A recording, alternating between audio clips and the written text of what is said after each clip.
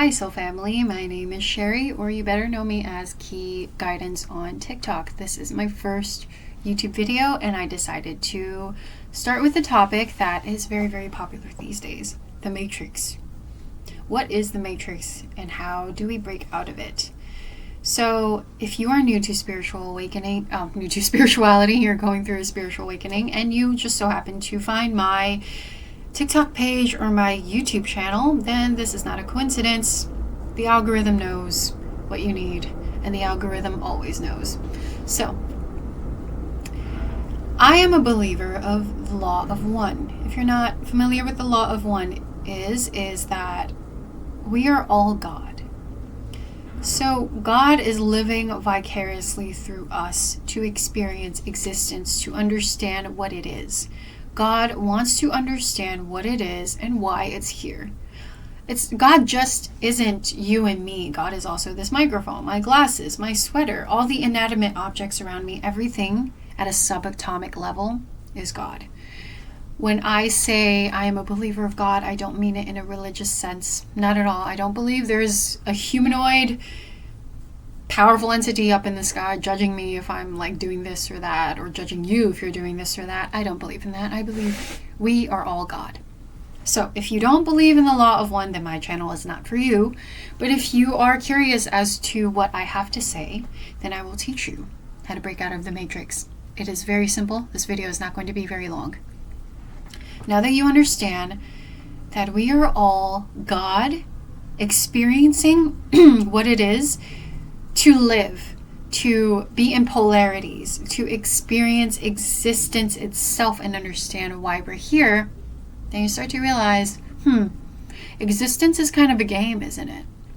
This is why in Buddhism they teach about reincarnation, and which is why in Buddhism they also teach if you want to stop the cycle of reincarnation, don't play the game. Don't get attached to the material world. Why do you think Buddhist monks are always meditating and in this very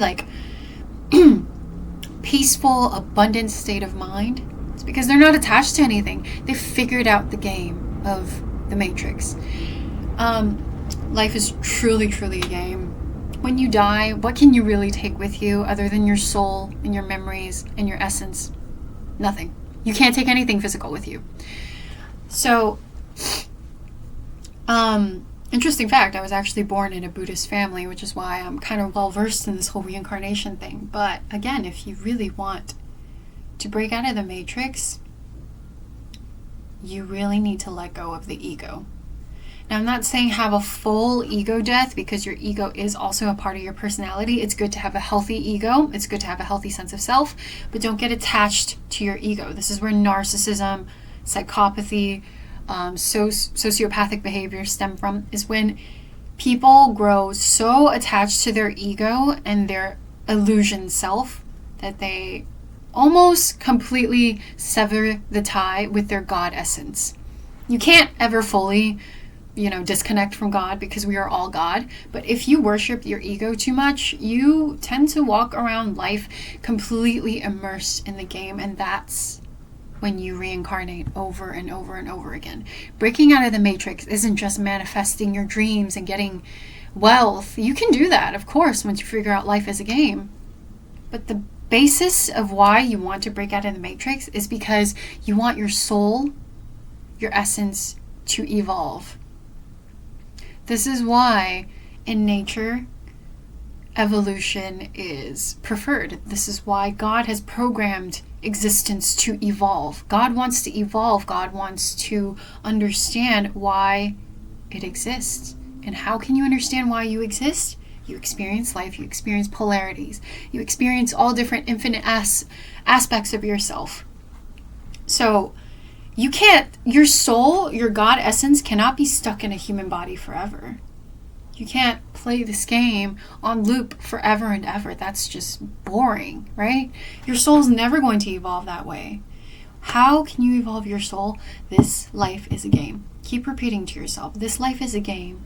I don't need to take things so seriously. We're all going to have an end time. We're all going to pass away. This brings me to the topic of something a little bit more nefarious. See, the elite, the people that are in control, these are actually extraterrestrials, right? The Anunnaki, the Draco reptilians, if you're familiar with this, you know, they are hybrids of these extraterrestrial beings. They have evolved to worship their ego, their illusion, their fake self. This is why a lot of spiritual people say, oh, the Draco reptilians, the Anunnaki, the insectoids, they have severed their tie with God. You can't completely sever your tie with God. They, however, have preferred to grow their ego because they like this game. You know how some people, they get addicted to certain games and they keep playing it and they like want to be the best of the best? For example, I'm going to use like Call of Duty or something, right? You can play Call of Duty online with millions of different players simultaneously online, and you want to be the best of the best. You have been there since day one, since the game was released, and you have gathered so many trophies and medals, and you know all the tips and tricks, and you maybe even know some hacks. Maybe you're cheating the game and you're the top player there, and everybody always loses to you. You always get the most points. You're feeding your ego, and your ego gets bigger and bigger and more inflated, and you're like, wow, I really love this game. I know it's fake, but my ego loves it. I love this character that I'm playing. Everybody is scared of me. Nobody can beat me. This is my kingdom. That's what the elite feel. They feel that this is their kingdom. This is their game. And they don't want any of you to wake up to the fact that this is a game. They don't want any of you to wake up to your godlyhood and to understand that you are not just this physical body. You, at a subatomic level, are God. We all have God essence in us. If you want to leave this earth when you pass away from your physical body, you have the free will to, but the elite are not going to allow you to. So, what's nefarious about this? This is their kingdom. They are the pro players at it. This is why they keep all of the occult knowledge to themselves, the esoteric knowledge to themselves. This is why you have Freemasons, the Templars, the Catholic Church. Why do you think occult is called the cult? If you Google the definition of occult, it means hidden. They want these esoteric things to be hidden from the general populace because they don't want you to remind yourself that you are God. Everything is God. We are all God. It's even to the point where, have you heard of the soul reincarnation trap? It's where people, when they have near-death experiences and they actually do see the light, they have their relative or an angel with wings come up to them and say, oh, come into the light. You're not done with your life lessons yet. You have to come back and reincarnate. Why? Why do we need to reincarnate? If we're God and we get to choose wherever we want to go, why do we need to reincarnate? There's a theory that it's actually a very complex technology that the elite have planted onto Saturn and the moon to create this kind of like vortex, this matrix, where once your soul essence tries to leave the earth, it gets trapped in that matrix, that vortex, and it spins you right back down. What you think you're seeing your relative or an angel, it's just a really, really tricky illusion hologram. And it tricks your consciousness into coming back to earth. Because the elite, they see us as like their slave race, basically. They see us as props to their game, and they don't want you to wake up. And it's really, really sad and effed up. But here today, I'm going to tell you that you must recognize that your life, even though it feels so real, you are perceiving your life through the human senses, the six senses, right? Your intuition as being the sixth sense. You are perceiving life through these six senses. There is so much more to existence than you could ever imagine. Your soul, God, is everything and all there is for eternity. What makes you think that you were trapped as a human being for eternity? You can't be. You have to leave somewhere, someday. This is what the people in control don't want you to know. And this is why consumerism is such a poison to your soul. Because you get so attached to name brand handbags, cars, money, fancy restaurants, attractive people. You get so attached to the outer world that when you get so immersed in it, you forget that this is a game. You know how ridiculous it would be if somebody, let's use that Call of Duty example again.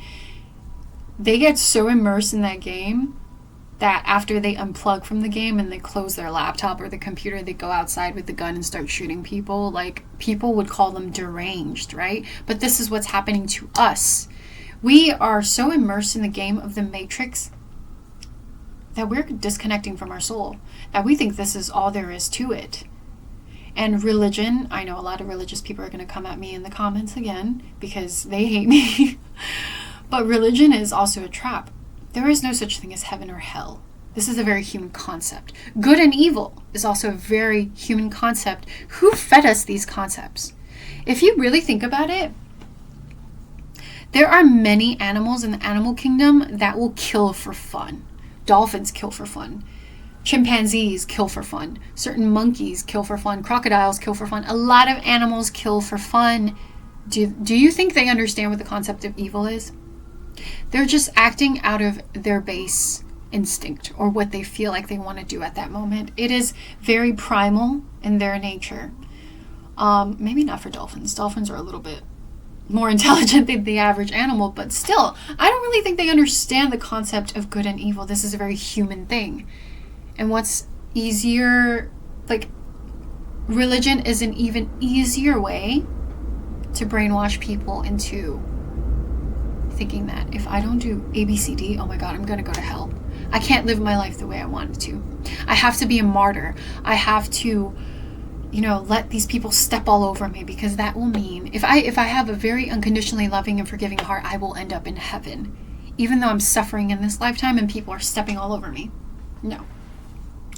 Martyrdom is also a really effed up way that the elite preach to you, to say you have to be a martyr, you have to be like Jesus, you have to be super loving and unconditionally forgiving and whatever to live a abundant, fruitful life, even though the Matrix, the system, is screwing you over. They want you to be screwed over because they don't want you to figure out the game.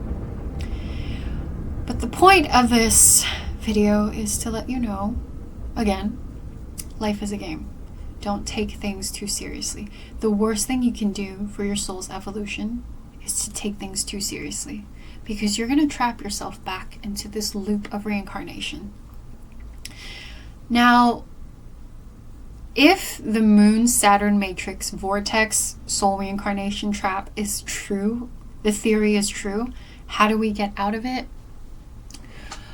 Personally, for me, if I see the light when I pass away, I'm not going to walk into the light. I'm going to be that one daring, ballsy soul that decides, you know what? I'm not going to step into the light. I want to see what's in the darkness. And have you ever wondered why it's interesting how we as a human society worship the light, but we demonize the darkness? If you really think about it, the darkness is the womb of the universe.